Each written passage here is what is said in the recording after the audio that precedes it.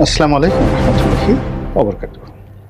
সম্মানিত দর্শক, বিএনপির ভারপ্রাপ্ত চেয়ারম্যান জনাব তারেক রহমান তিনি তার সুদীর্ঘকালের প্রবাস জীবন স্বেচ্ছা নির্বাসন অথবা বাধ্যতামূলক নির্বাসন সব অতিক্রম করে আগামী 25শে ডিসেম্বর 2025 সাল বাংলাদেশে প্রত্যাবর্তন করবেন। বিএনপি তাদের যে সর্বোচ্চ নেতা তার এই আগমনকে ল্যান্ডমার্ক এবং গ্র্যান্ড রিসিপশনে পরিণত করার জন্য সর্বোচ্চ চেষ্টা এবং তদবির চালিয়ে যাচ্ছেন। তারা প্রচার চালাচ্ছেন খুব অল্প, কিন্তু তাদের যে সাংগঠনিক ক্ষমতা সেই সাংগঠনিক ক্ষমতার সর্বোচ্চ পরাকাষ্ঠা তারা 25 তারিখে দেখানোর চেষ্টা করবেন। বিএনপি আশা করছে যে এই শহরে, এই ঢাকাতে এত মানুষের সমাবেশ হবে যা দেখে মানুষ স্তম্ভিত হয়ে যাবে। এই শহরের বহু মানুষ, এই শহরে 2.5 কোটি মানুষ বসবাস করে। এই 2.5 কোটি মানুষের মধ্যে শক্তিমান, সামর্থ্যবান অন্তত অর্ধেক মানুষ, 50% মানুষ সেদিন রাজপথে নেমে আসবে। মানে 1.25 কোটি মানুষের মধ্যে আমরা তো এই যে 2.5 কোটি মানুষ ধরি, তো নারী, পুরুষ, আবার বৃদ্ধ, বনিতা, তো এর মধ্যে ধরুন যদি 50% ধরেন তাহলে 1.25 কোটি। তো 1.25 কোটি, আর এই 1.25 কোটির মধ্যে যদি সামর্থ্যবান যারা ধরেন, যাদের বয়স 20 বছর থেকে 40 বছর, এদের সংখ্যা 40%, তাহলে রাজপথে নেমে আসবে 50 লাখ লোক। এটা কিন্তু চারটিখানি কথা নয়। 50 লাখ লোক এই শহরে যদি একসঙ্গে রাজপথে নামে, এই রাজপথ ধারণ করতে পারবে না। কোনো রাজপথে তিল ধারণের জায়গা থাকবে না। এর বাইরে ঢাকার বাইরে থেকে আরও 1 কোটি লোক এই শহরে প্রবেশ করবে 25 তারিখে উপলক্ষ করে। তাহলে কি হলো, ঢাকা শহরে জনগণ হয়ে পড়বে 3.5 কোটি, আর রাজপথে নেতার দর্শনে নেমে আসবে 1.5 কোটি মানুষ। শহরের 50 লাখ আর নেতাকর্মী সারা বাংলাদেশ থেকে, টেকনাফ থেকে তেঁতুলিয়া পর্যন্ত 1 কোটি লোক আসবে। তো 1 কোটি লোক কিন্তু খুব বেশি না।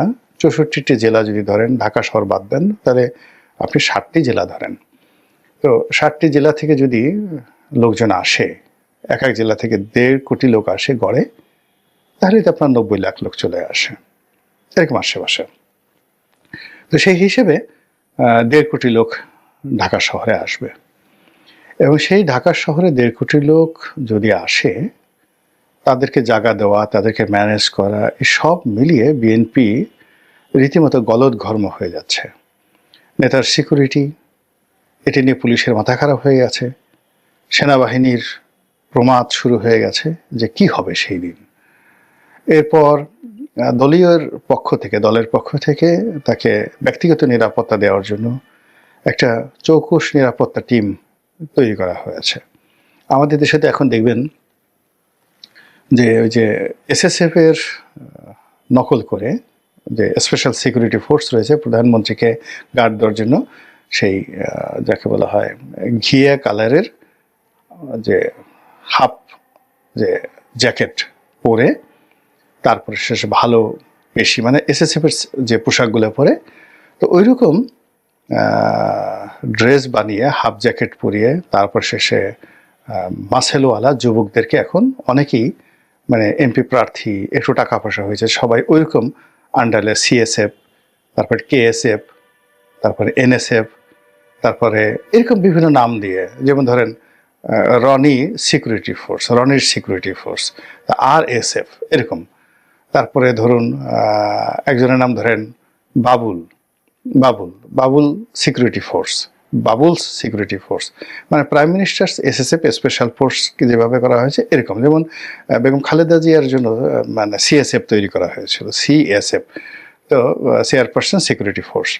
তো এই অনেকটা এসএসএফ এর এখন আদলে। এখন প্রধানমন্ত্রী পরে যখন তিনি বিরোধী দল নেত্রী ছিলেন, এরকম তার সেই সিএসএফ এর যারা সদস্য ছিলেন 20 জন, 25 জন বা 100 জন, এবং তাদেরকে নেতৃত্ব দেওয়ার জন্য একজন কর্নেল ছিলেন, এবং তার অনুকরণে, সেই সিএসএফ এর অনুকরণে বিএনপির অনেক নেতা যখন যাদের একটু টাকা পয়সা আছে, তারা এইরকম বাহিনী প্রস্তুত করে নিয়েছে। কেউ 2 জন, কেউ 4 জন, কেউ 6 জন।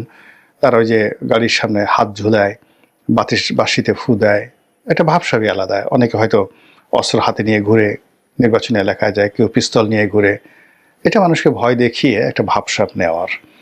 তো এই যে প্রাইভেট সিকিউরিটি, এই সিকিউরিটি আগে একজন কর্নেলের নেতৃত্বে ছিল, এখন এখানে একজন ব্রিগেডিয়ার নিয়োগ দেওয়া হয়েছে এবং তার জন্য সেই তারেক রহমান সাহেবের সেই সিকিউরিটি ফোর্স এটি তৈরি করা হয়ে গেছে। এখন সেটার নাম যেমন আগে চেয়ারপারসন সিএসএফ ছিল, এখন হয়তো ওইরকমই নাম থাকবে। ওটা জন্য আবার অতিরিক্ত যোগ হয়েছে, যেমন বেগম জিয়ার সেই বুলেট প্রুফ গাড়ি ছিল না, তারেক রহমান সাহেবের জন্য বুলেট প্রুফ গাড়ি আনা হয়েছে।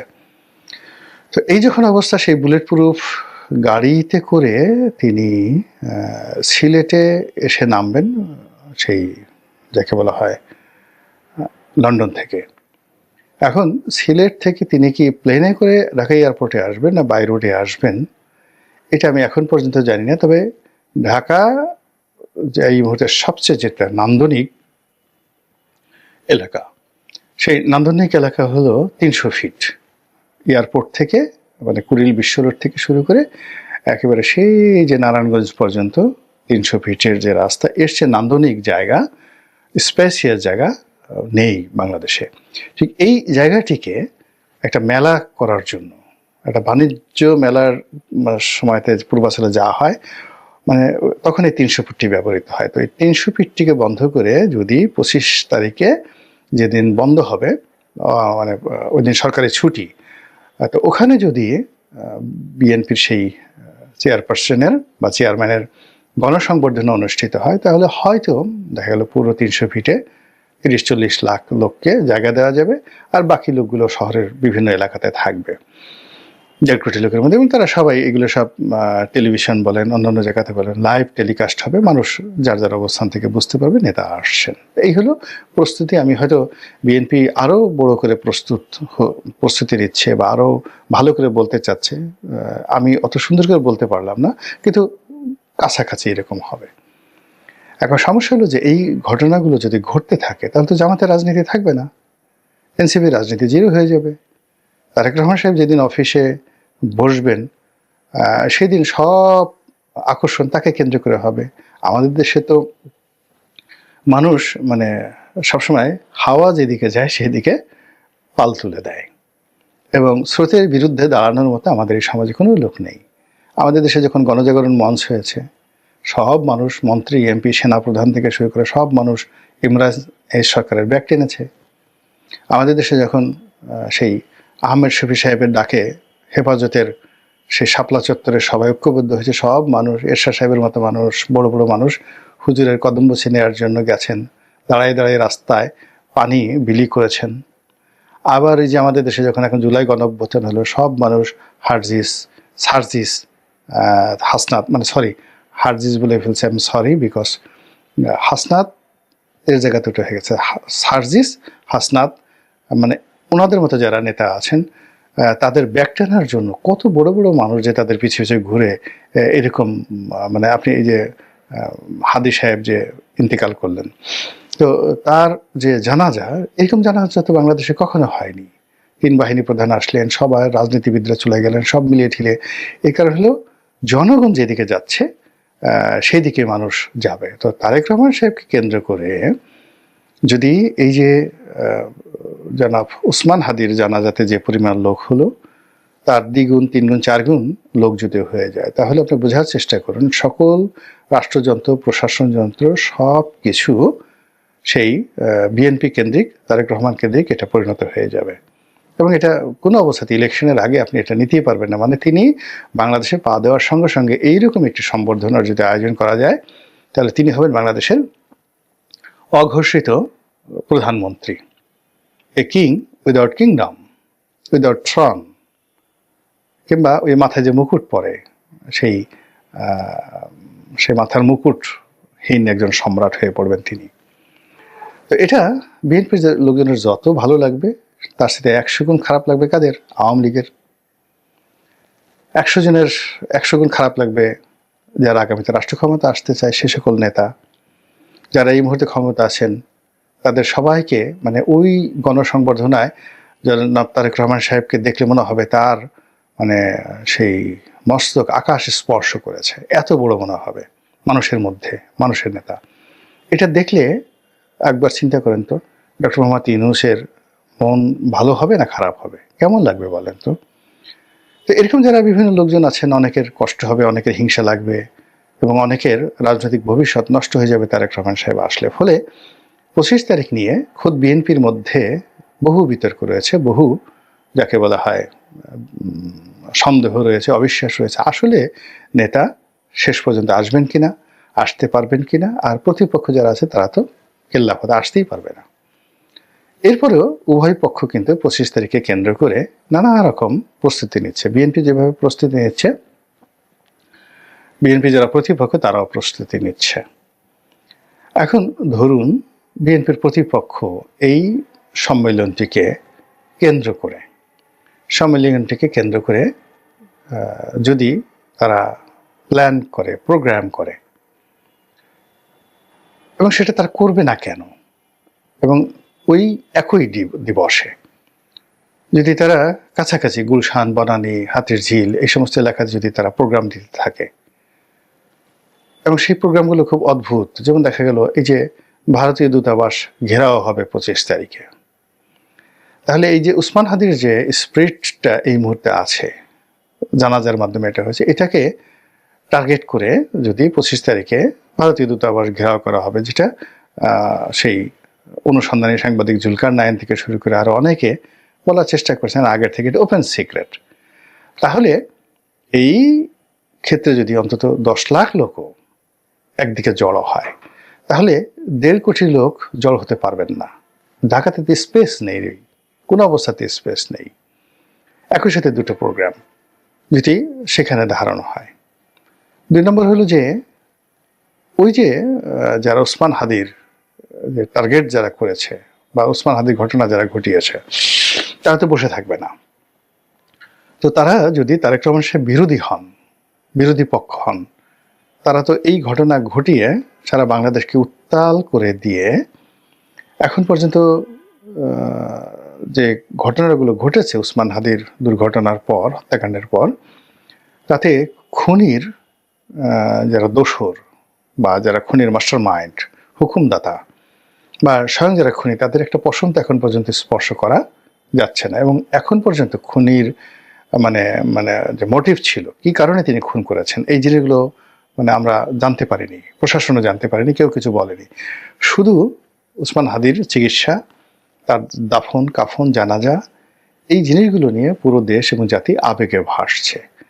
আর যখনই জাতি আবেগে ভাসছে তখন প্রতিপক্ষ হাসছে যারা এই কাজগুলো ঘটিয়েছে। ফলে তারা তাদের টার্গেট 2, টার্গেট 3, টার্গেট 4, এবং সেই টার্গেট 4 যদি তারেক রহমান সাহেবের 25 তারিখে কেন্দ্র করে কোনো কিছু ঘটে, এনিথিং হ্যাপেন্ড, এমনকি ওই দিন যদি একটা বেলুনও ব্রাস্ট করা হয় 24 তারিখ রাতে, দেখা গেল যে সর্বনাশ হয়ে যাবে একটা জীবন। মানে দেখা গেল যে লক্ষ লক্ষ মানুষ তো লক্ষ লক্ষ মানুষ আকাশে, মানে ওই দিন তো নেতা আসবেন, বারে বারে আকাশের দিকে তাকাবে, হঠাৎ করে যে কোনো জায়গা থেকে ধরেন বড় একটা বেলুন আকাশে উঠছে, এবং আকাশে গিয়ে এই বেলুনটা হঠাৎ ব্রাস্ট হলো, এবং বেলুন থেকে অদ্ভুত দুর্গন্ধ বাজে জিনিস এসে মাটিতে পড়লো। তো মানুষ কিন্তু মানে একটা জাস্ট একটা ফান, কেউ হয়তো একটা ফান করবে, টিটকারি করবে, মস্কারা করবে, কিন্তু ওটার যে আতঙ্ক শুরু হয়ে যাবে, সেই আতঙ্কে যে দৌড়দৌড়ি শুরু হয়ে যাবে যে বেলুন থেকে না জানি অ্যাটম বোমা পড়লো কিনা। তো এইরকম আসলে যারা প্রতিপক্ষ রয়েছে তাদের মাথায়, আমি এখানে 7টি ঘটনা বলেছি, 7, যে তারা পরিকল্পনা করছে। আসলে এরকম শত শত দুষ্ট বুদ্ধি প্রসব করার মতো আমাদের এই সমাজের অনুর্বর মস্তিষ্কের অভাব নেই। সমাজে যখন খারাপ সময় চলে তখন দুষ্ট বুদ্ধি এখানে রীতিমতো প্রাতিষ্ঠানিক রূপ লাভ করে, আর সমাজে যখন উর্বরতা বিরাজ করে তখন সেখানে শিল্প হয়, সাহিত্য হয়, নাটক হয়, সিনেমা হয়, গান হয়, বাদ্য হয়, মানে বসন্তের সময় যা কিছু হয়, উৎসব হয়, পার্বণ হয়, কিন্তু সমাজ যখন সেই যাকে বলা হয় যেখানে জানাজার জন্য প্রস্তুত হয়, সমাজ যখন জানাজাটাকে সেলিব্রেট করে, একটি জানাজাকে, একটা সমাজ যখন একটি মানুষের মৃত্যুকে সেলিব্রেট করে, তখন সেখানে জন্ম নিয়ে আনন্দ করা যায় না। এখনকার যে সমাজ, এই সমাজের যে কাঠামো বা ট্রান্সফরমেশন, সমাজটাতে যে বিবর্তন হচ্ছে, তো সেইখানে যদি আপনি হুট করে কোনো আনন্দ উদযাপন করতে চান, সে আনন্দ এই সমাজ ধারণ করতে পারে না। ফলে কি হলো, এই যে তারেক রহমান সাহেবের যে আগমন, সেই আগমনটাকে আপনি এটাকে আনন্দ মুখর করবেন, এটাকে উদযাপন করবেন, তারপরে এটিকে আপনি আবার ক্যাশ করবেন, অন ক্যাশ করবেন। প্রথমত আপনি নেতা আসছেন, আনন্দ প্রকাশ করবেন, সমাজের সবাই যেখানে কাঁদছে আপনি সেখানে হাসবেন কেন? আপনি তো হাসতে পারবেন না। ব্যবসা বাণিজ্য বন্ধ, শিল্প কারখানা বন্ধ, কোটি কোটি মানুষ মানে পাগলের মতো ছুটছে, আর সেখানে আপনি 1.5 কোটি মানুষ এনে একত্র করে নেতাকে বরণ করে নেবেন। এটা সমাজের যে ডিমান্ড, সেই ডিমান্ডের উল্টো। 2 নম্বর হলো যে আপনার যারা প্রতিপক্ষ রয়েছে, সেই প্রতিপক্ষ সঙ্গে আপনার সমঝোতা নেই, আপনি একেবারে টাগ অফ ওয়ার, মুখোমুখি সংঘর্ষের চরম পর্যায়ে আছেন। সেখানে আপনি প্রতিপক্ষকে যাকে বলা হয় একটা উচিত শিক্ষা দেওয়ার জন্য নেতাকে আপনি সেখানে বরণ করে নেবেন, এটা হয় না, কখনো কোথাও হয় না। অতীতে যারাই এই গণসংবর্ধনা পেয়েছেন, ওই সময়টাতে তাদের কোনো প্রতিপক্ষ ছিল না এবং তাদের কোনো দুর্নাম বদনামও ছিল না। থার্ডলি হলো যে আপনি এই আগমনকে কেন্দ্র করে ব্যবসা করবেন, বাণিজ্য করবেন, নির্বাচনে জিতবেন, ভোট করবেন, রাষ্ট্র ক্ষমতা দখল করবেন, আর বাকি সবাই যারা আছে তারা লেমন চুষ খাবে, তারা কোলবালিশ দিয়ে ঘুমিয়ে থাকবে, তারা ম্যাসাজ পার্লারে গিয়ে বলে আমাদের হাত পা টিপে দাও, আমাদের মন খুব খারাপ, এখন একটু ম্যাসাজ না করলে মন হচ্ছে না। এটা হয় না। বলে কি হচ্ছে, প্রতিপক্ষ তাদের সর্বোচ্চ শক্তি, মেধা, যোগ্যতা তারা এখানে নিয়োগ করে এগুলিকে বানচাল করার যে চেষ্টা করবেন, সেই চেষ্টা থেকে বিএনপি কতটা সুফল নিতে পারবে এবং সেই চেষ্টাকে ভণ্ডুল করে দিয়ে তারা তাদের কাঙ্ক্ষিত গন্তব্যে কিভাবে পৌঁছবে, সেটাই দেখার বিষয়।